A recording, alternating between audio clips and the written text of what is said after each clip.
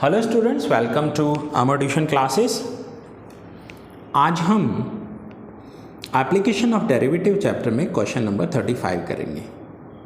सो question 35 में दिया हुआ है, if the demand function is p is equals to 7500 minus x square divide by 100, find the maximum revenue and also find the price for maximum revenue. अब यहाँ पर हमें दिया डिमांड फंक्शन है और पूछा रेवेन्यू फंक्शन है।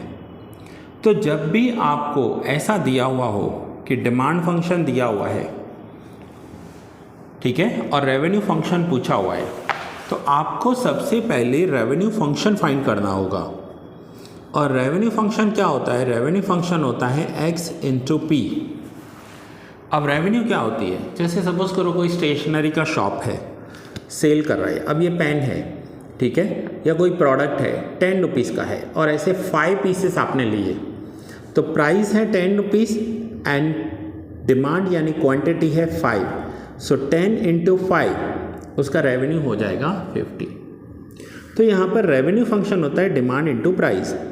सो x इंटू, अब p is equals to question में दिया हुआ है, क्या दिया हुआ है? 7500 minus x square divide by 100, ये दिया हुआ है। तो अब पहले क्या करना है? पहले हम x को मल्टीप्लाई कर लेते हैं। तो x को मल्टीप्लाई करेंगे तो आंसर क्या आ जाएगा? x इंटू 7500, सो 7500x minus x into x square, तो आंसर हो जाएगा x cube and divide by 100, ठीक है।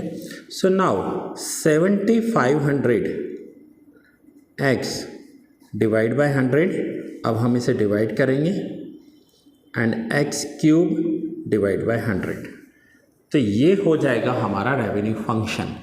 इट मीन्स ये हमारा क्वेश्चन है। अभी सम स्टार्ट करेंगे। यहाँ तक अभी तक हमने सिर्फ रेवेन्यू फंक्शन फाइंड किया, सम स्टार्ट नहीं किया था, सिर्फ हमने रेवेन्यू फंक्शन फाइंड किया। सो जब भी आपको नहीं दिया हुआ हो, रेवेन्यू फंक्शन नहीं दिया हुआ है, तो हम ऐसे करेंगे। चलिए अब आगे क्या होगा? सो r इज इक्वल्स टू, अगर 2 0 कैंसिल कर दें तो आंसर बच जाएगा 7500x।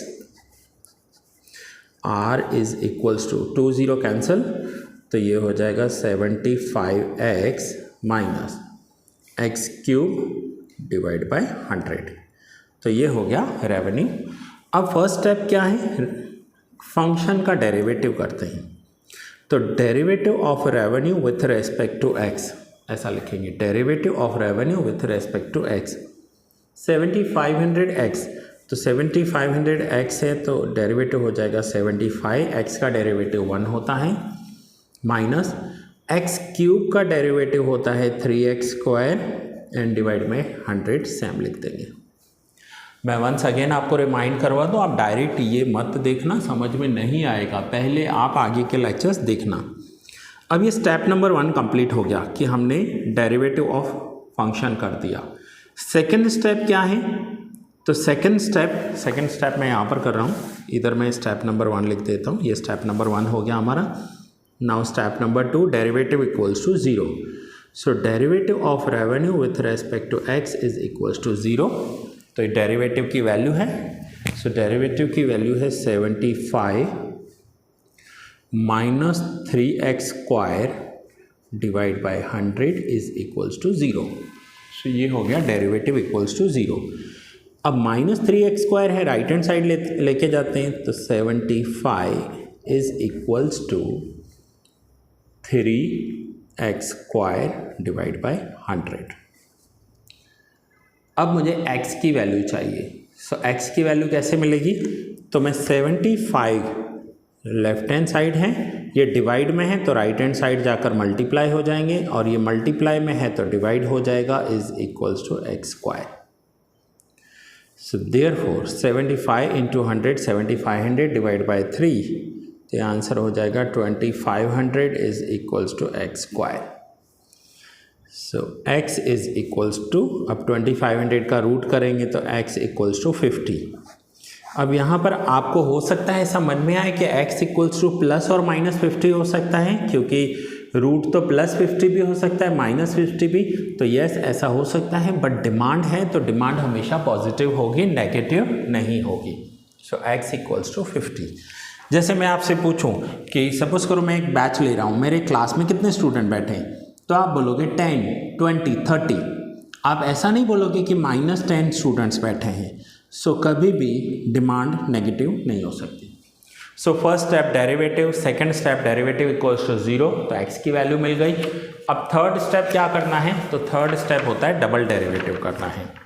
तो थर्ड स्टेप में डबल डेरिवेटिव, तो डबल डेरिवेटिव में क्या लिखेंगे, d² r/dx²। तो इसका सिंगल डेरिवेटिव क्या था, तो ये था 75 माइनस 3x²/100। तो 75 का डेरिवेटिव हो जाएगा 0, माइनस 3x² का डेरिवेटिव क्या होगा, -6x/100।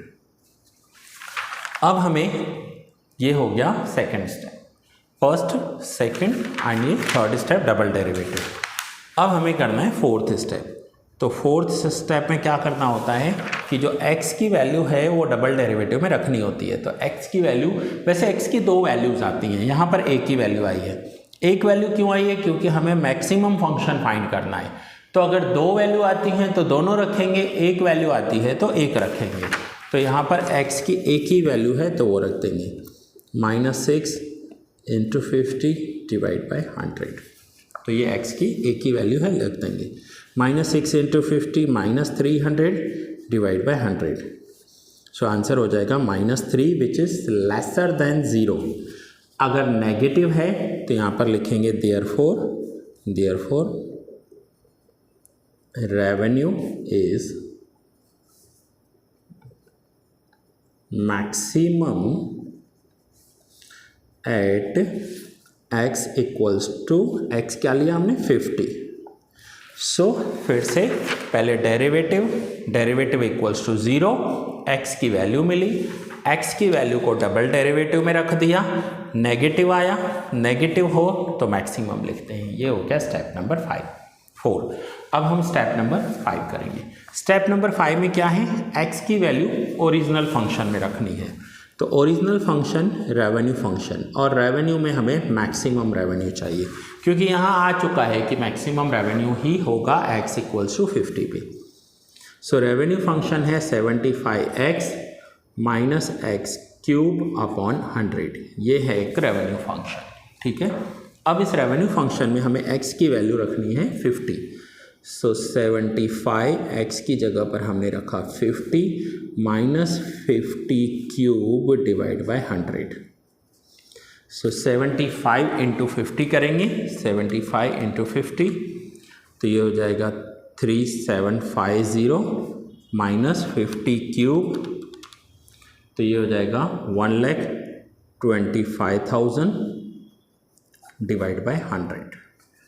सो 3750 माइनस 20 कैंसिल कर दें तो 1250 एंड 3750 माइनस 1250, तो ये हो जाएगा 2500 और ये हो जाएगा रेवेन्यू मैक्सिमम। सो हमसे जो क्वेश्चन में पूछा गया है कि किस डिमांड पर रेवेन्यू मैक्सिमम होगी, तो 50 यूनिट्स की डिमांड पर रेवेन्यू मैक्सिमम हो जाएगी। अब साथ में एक और पॉइंट पूछी गई है कि उसका प्राइस कितना होगा। देखो क्या पूछा है, find the price for maximum revenue. So price के लिए हमारे पास ये जो P इज़ इक्वल्स टू दिया हुआ है, P is equals to 7500 minus x² divide by 100। तो पहले x की वैल्यू हम रख देते हैं 50, क्योंकि x का वैल्यू 50 आया है। सो 7500 minus 50² divide by 100। So answer होगा 7500 माइनस 50 का स्क्वायर होगा 2500 डिवाइड बाय 100। सो 7500 में से 2500 आप माइनस कर दो, तो देखो क्या आंसर आ रहा है 5000, और 5000 को डिवाइड बाय 100 कर दो तो ये आंसर आ जाएगा 5000 divide by 100, that means 50। So P is equals to answer आ जाएगा 50। फिर से बता रहा हूँ, पहले 7500 में से 2500 माइनस कर दो, मैं यहाँ लिख ही देता हूँ फिर आप कंफ्यूज ना हो। 5000 divide by 100, so 5000 divide by 100 क्या होगा, आंसर 50 आ जाएगा। सो नाउ स्टूडेंट्स, अब आप नोट डाउन कर लीजिए आगे से। मैं एक और बात बता दूं आपको, इस चैप्टर के ऑलमोस्ट पॉइंट्स आपके कवर हो चुके हैं, और उसके बाद भी अगर आपको कोई डाउट है और आपको कोई क्वेरी है तो आप मुझे 9712342616 पर भेज दीजिए, व्हाट्सएप कर दीजिए, मैं आपको सॉल्यूशन भेज दूंगा। या कोई भी क्वेरी है तो आप मुझे कॉल या व्हाट्सएप कर सकते हैं। तो ये फर्स्ट पेज था, ये सेकंड पेज है, ये थर्ड पेज है, एंड ये लास्ट फोर्थ पेज है। आप होपफुली आपने सारे पेजेस के स्क्रीनशॉट लिए हैं, नोट डाउन कर लिए हैं। सो ये चैप्टर आपका कंप्लीट हुआ। मिलते हैं नेक्स्ट लेक्चर में एक नए चैप्टर में।